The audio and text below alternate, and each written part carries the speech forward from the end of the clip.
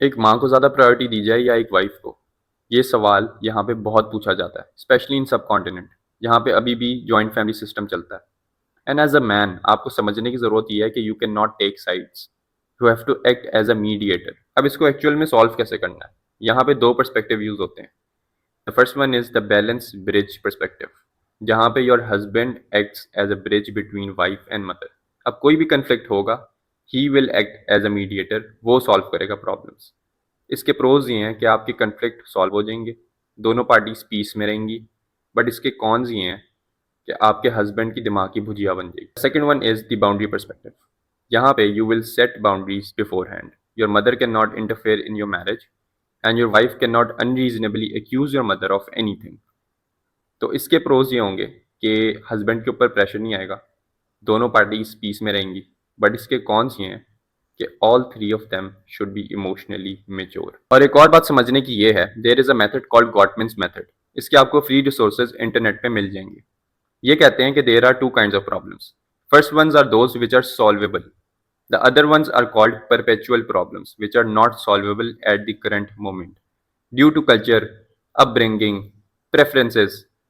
और रिसर्च ये बताती है कि रिलेशनशिप्स में 69% प्रॉब्लम्स आर परपेचुअल प्रॉब्लम्स। अब आपको मैं एक प्रेफरेंस की एग्जांपल देता हूँ।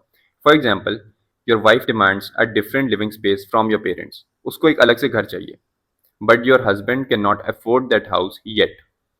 अब इस तरह के प्रॉब्लम्स में क्या किया जाए? बिकॉज जब भी अब कोई लड़ाई होगी, आपकी वाइफ इस चीज़ को ऊपर ले आएगी। So this is a recurring problem.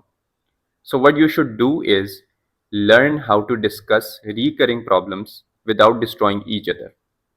Until you can do that, until you can afford it, until कि आप उस चीज़ के ऊपर स्टेप ले सकते हो, उससे पहले you need a good discussion. और यहाँ पे वेस्टर्न कल्चर का बहुत बड़ा अमल दखल है।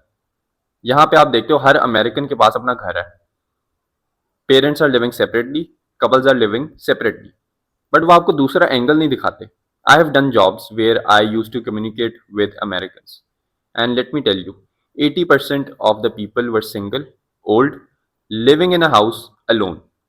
There was no one to help them, and they were calling us from thousands of miles away just to get a little bit of help. और दो चीज़ें ऐसी हैं जो अगर आपके अंदर हैं तो आप फिर अपनी रिलेशनशिप को नहीं बचा सकते। First one is contempt, you are being sarcastic, you are being disrespectful to your partner. The next one is defensiveness.